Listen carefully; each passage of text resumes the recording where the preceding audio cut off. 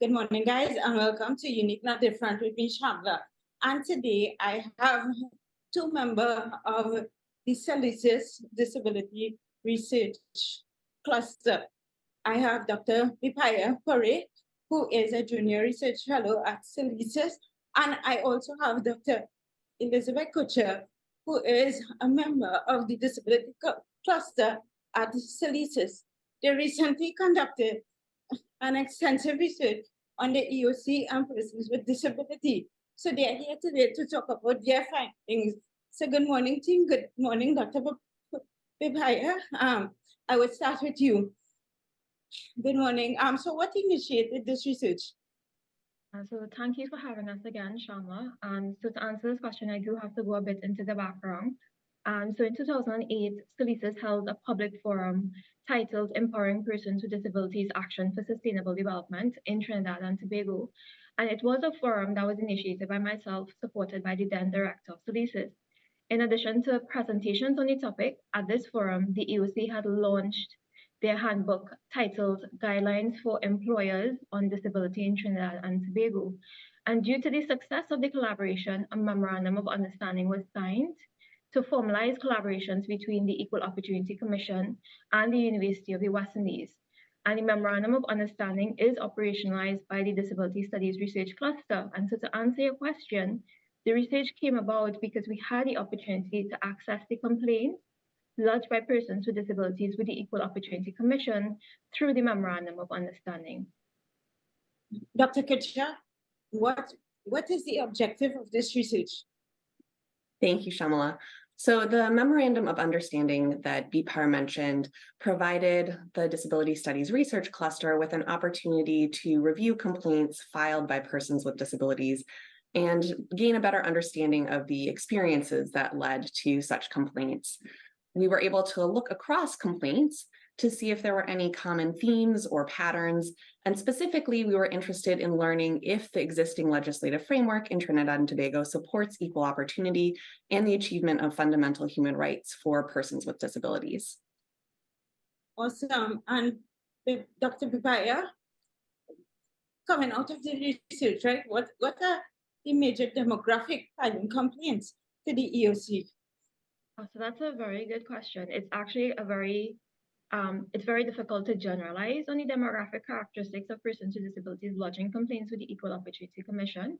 On the complaint form, there are questions asking about person's sex, age, and ethnicity, but not everyone responded to these questions. And then there were changes to how the data were collected over time as well.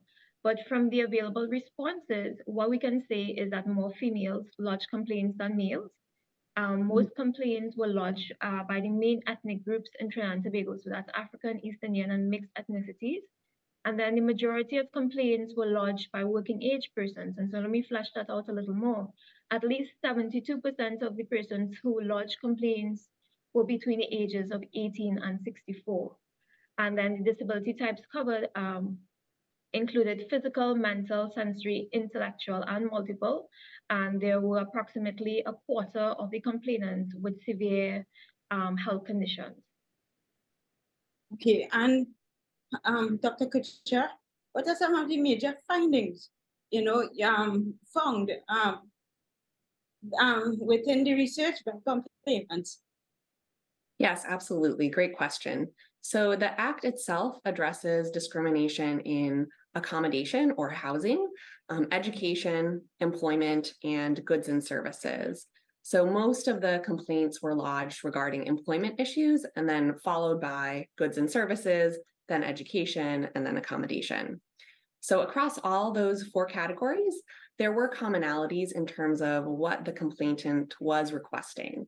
The most commonly desired outcome was access to the service or employment that was denied or delayed, which occurred in about 50% of the cases that we reviewed. So here are a couple of examples. For example, in education, there was a child who had been denied admission to 3 primary schools, and the parent wanted to enroll their child at a school. For goods and services, one of the complainants had restrictions placed on their driver's license, and the request was to have those restrictions removed. In employment, complainants requested that they receive alternative duties within the company that they worked, rather than the usual response of job termination when they acquired a disability. So in addition to requesting access to services or employment, another commonly desired outcome was that about 16% of complainants requested an apology for the emotional distress that they experienced as a result of the situation. And then it's also noteworthy that the complainants rarely requested financial compensation. That was not a common request unless employment or income had been affected by the discrimination. And to follow up on this question, did the complainants get what they asked for through the EOC? Did they what were the outcome of these complaints? So that's a very big question, the important question. So in terms of outcomes, most complaints were closed by the Equal Opportunity Commission with no further action required by the target organization of the complaint. And this was in about 58% of the cases. Other complaints were either withdrawn by the complainant or had unclear outcomes, and only a small proportion of the cases were referred for conciliation or to the Equal Opportunity Tribunal. Now, if I were to speak about all the reasons for the closed or withdrawn cases, we would be here for some time, right? So I think what should be highlighted related to the research objective Elizabeth shared earlier is that the current legislative framework is limited. The Equal Opportunity Act focuses on the issue of discrimination.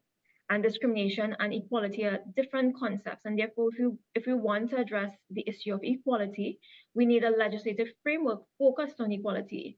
And now it gets even more complicated when we think about how equality is defined, right? There are different definitions of equality. And so when we choose a definition of equality, it should be one which promotes all human beings exercising their rights, with consideration given to the different ways persons with disabilities can participate in society. And as the name of the Act implies, we are currently operating under an equal opportunity lens. And unfortunately, it's not a lens which guarantees the achievement of fundamental human rights among persons with disabilities. And so this was a very short response to your question. I do want to add that I'll be giving an in-depth presentation about the topic on Tuesday, 13th April, virtually. And so for persons who are interested, they may reach out to sca.ua.edu for more information. So, Dr. Kutcher, what type of agreement were made between the EOC and, I guess, you guys, Salisis UE, right? In order to, I guess, have the anonymity of persons with disability kept without being breached. Yes, absolutely. This was really important to us. So the complaints lodged by persons with disabilities are, of course, confidential. They're not accessible to the public. And as Bpire mentioned earlier, we only had access to these files because of the Memorandum of Understanding that we had with the Equal Opportunity Commission. The Memorandum of Understanding was very explicit about the confidentiality of all parties' information. So when we were collecting information from the files, we de-identified the information, so we didn't collect any names, dates, or other information that could identify the complainant or the organization that they were complaining against.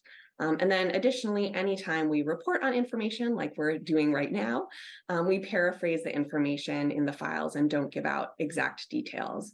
So we do all of this with that aim of maintaining anonymity and confidentiality. Dr. Pupaya, I'll just close up with you with this one last question. Why do you see the importance of after this research, what are you hoping to achieve?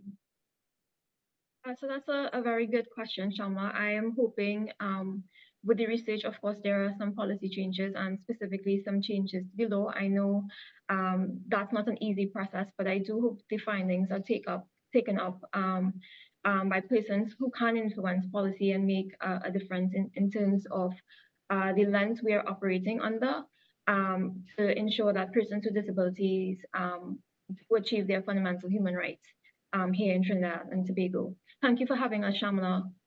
Awesome, and thank you so much for, thank you for sharing, thank you for doing this research. And again, I would reiterate, on Thursday, the team will be having their, I guess, presentation on this study, and you can access information and even, I guess, view the presentation, right? Yes, the presentation will be online. Okay, awesome. At the Salises, SALISES at sta.ue.edu. So again, thanks team, and this was, some great information, and I can only imagine the extensive work that went into it, going through these different files.